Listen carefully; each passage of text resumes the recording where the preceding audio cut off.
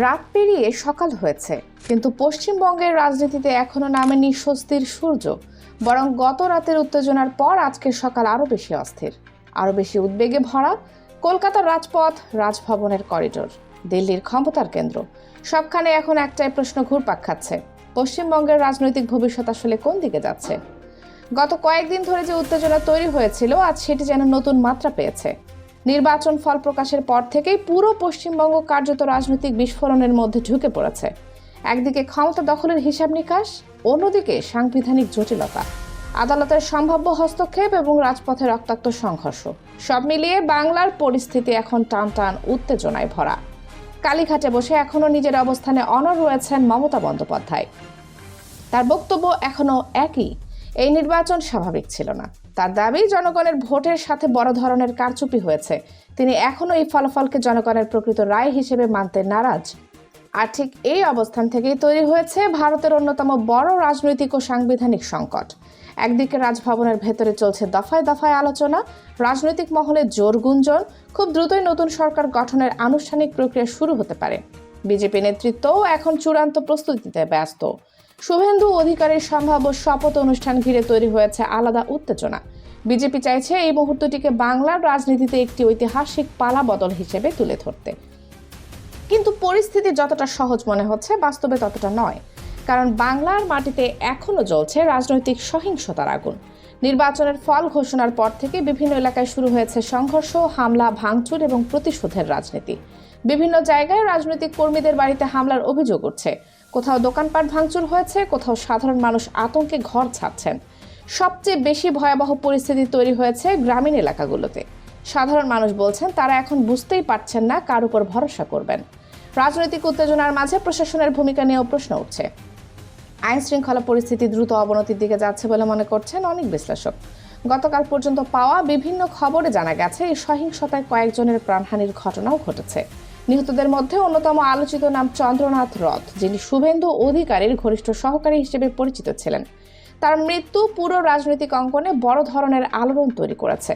কারণ রাজনৈতিকভাবে এত গুরুত্বপূর্ণ একজন ব্যক্তির ঘনিষ্ঠ সহযোগী যদি নিরাপদ না থাকেন, তাহলে সাধারণ মানুষের নিরাপত্তা পরিস্থিতি কতটা নাজুক তা সহজে অনুমান করা যায়। চন্দ্রনাথ রথ ছাড়াও আরও কয়েকজনের মৃত্যুর খবর সামনে এসেছে। প্রতিটি মৃত্যু এখন রাজনৈতিক বিতর্কের অংশ হয়ে দাঁড়িয়েছে। এক পক্ষ অন্য পক্ষকে দোষারোপ করছে, কিন্তু বাস্তবতা হলো এই সংঘর্ষে সবচেয়ে বেশি ক্ষতিগ্রস্ত হচ্ছে সাধারণ মানুষ। তবে শুধু রাজপথের সহিংসতায় নয়, এর পেছনে রয়েছে আরও বড় এক আইনি এবং সাংবিধানিক লড়াই। রাজনৈতিক বিশ্লেষকদের মতে এখন মূল যুদ্ধটা হচ্ছে আদালত, রাজভবন এবং রাজনৈতিক ক্ষমতার কেন্দ্রে। সংবিধান অনুযায়ী একটি নির্বাচিত সরকারের নির্দিষ্ট মেয়াদ থাকে। সেই মেয়াদ শেষ হওয়ার পর নতুন সরকার গঠন না হলে তৈরি হয় সাংবিধানিক শূন্যতা। আর পশ্চিমবঙ্গ ঠিক সেই পরিস্থিতির মুখে দাঁড়িয়ে আছে। রাজ্যের মুখ্য নির্বাচনী আধিকারিক ইতিমধ্যেই নির্বাচিত বিধায়কদের তালিকা রাজ্যপালের হাতে তুলে দিয়েছেন। এই তালিকার ভিত্তিতেই সংখ্যাগরিষ্ঠদের দল হিসেবে বিজেপিকে সরকার গঠনের আমন্ত্রণ জানানো হতে পারে বলে আলোচনা চলছে। বিজেপি শিবিরে এখন উৎসবমুখর পরিবেশ, কারণ দীর্ঘদিন পর তারা মনে করছে বাংলার ক্ষমতার দরজা তাদের জন্য খুলে গেছে। শুভেন্দু অধিকারীর সম্ভাব্য মুখ্যমন্ত্রী হওয়ার খবর নিয়ে দলীয় কর্মীদের মধ্যে ব্যাপক উত্তেজনা তৈরি হয়েছে। কিন্তু এখানেই রয়েছে সবচেয়ে বড় নাটকীয়তা। মমতা বন্দ্যোপাধ্যায় এখনও তার অবস্থান থেকে এক চুলো সরেননি। তিনি চাইছেন আদালতের মাধ্যমে পুরো নির্বাচনী প্রক্রিয়াকে প্রশ্নের মুখে দাঁড় করাতে। রাজনৈতিক মহলের একাংশ মনে করছে খুব দ্রুতই হাইকোর্ট কিংবা সুপ্রিম কোর্টে বড় ধরনের আইনি লড়াই শুরু হতে পারে। যদি আদালত নির্বাচন নিয়ে কোনো অন্তর্বর্তী নির্দেশ দেয়, তাহলে মুহূর্তেই পুরো রাজনৈতিক পরিস্থিতি বদলে যেতে পারে। এমনকি শপথ অনুষ্ঠানও আটকে যেতে পারে বলে আশঙ্কা করছেন অনেকে। এই কারণেই এখন দিল্লি থেকে কলকাতা সবখানে বাড়ছে উদ্বেগ। কারণ এটি আর শুধু সরকার পরিবর্তনের ঘটনা নয়, এটি এখন ভারতের সাংবিধানিক কাঠামোর একটি বড় পরীক্ষায় পরিণত হয়েছে। রাজনৈতিক বিশ্লেষকরা বলছেন মমতা বন্দ্যোপাধ্যায় এখন দ্বিমুখী কৌশল নিয়ে এগোচ্ছেন।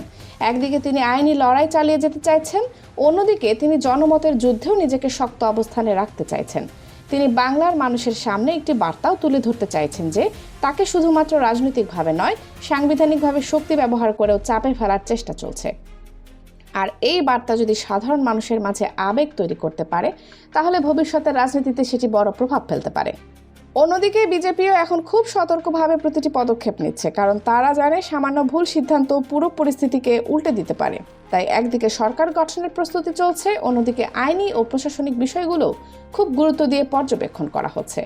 সবচেয়ে বেশি আতঙ্কে আছেন সাধারণ মানুষ। কলকাতার ব্যবসায়ীরা বলছেন বাজারে ক্রেতা কমে গেছে, অনেকে দোকান আগেভাগে বন্ধ করে দিচ্ছেন।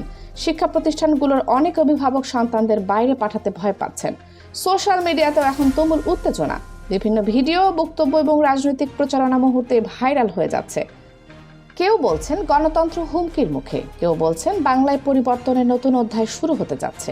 কিন্তু বাস্তবে সবচেয়ে বড় প্রশ্ন এখনো একটাই, পরবর্তী কয়েক ঘন্টায় কি ঘটবে? রাজভবন কি দ্রুত নতুন সরকার গঠনের প্রক্রিয়া শুরু করবে? আদালত কি কোনো নাটকীয় নির্দেশ দেবে? মমতা বন্দ্যোপাধ্যায় কি শেষ পর্যন্ত আরও বড় রাজনৈতিক আন্দোলনের পথে হাঁটবেন, নাকি বিজেপি খুব দ্রুত ক্ষমতা গ্রহণ করে প্রশাসনের নিয়ন্ত্রণ নিয়ে নেবে?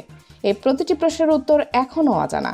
তবে একটি বিষয় পরিষ্কার, পশ্চিমবঙ্গ এখন এমন এক রাজনৈতিক সন্ধিক্ষণে দাঁড়িয়ে আছে যেটা আগামী কয়েক বছর ভারতের রাজনীতিকে গভীরভাবে প্রভাবিত করতে পারে। বাংলার রাজনীতি সবসময় আবেগ, আন্দোলন আর সংঘর্ষের রাজনীতি, কিন্তু এবারের পরিস্থিতি যেন সবকিছুকে ছাড়িয়ে গেছে। কারণ এখানে এখন একসাথে জড়িয়ে গেছে ক্ষমতা, আদালত, সংবিধান, প্রশাসন এবং জনতার আবেগ। আজকের পশ্চিমবঙ্গ যেন এক ফুটন্ত আগ্নেয়গিরি, বাইরে শান্ত মনে হলেও ভেতরে ভেতরে জমছে বিস্ফোরণের চাপ। আর সেই বিস্ফোরণ কখন, কোথায় এবং কিভাবে ঘটবে, সেটাই এখন পুরো ভারতের সবচেয়ে বড় রাজনৈতিক রহস্য। কাউন্টডাউন এখনো চলছে, বাংলার ভাগ্য এখন ঝুলছে আদালতের রায়, রাজভবনের সিদ্ধান্ত এবং রাজপথের পরিস্থিতির ওপর। শেষ পর্যন্ত জিতবে কে? রাজনৈতিক শক্তি, সাংবিধানিক ব্যাখ্যা, নাকি জনগণের আবেগ? উত্তর লুকিয়ে আছে আগামী কয়েক ঘন্টার ভেতরে। কানিজ ফাতেমা সোমা, 0 টিভি।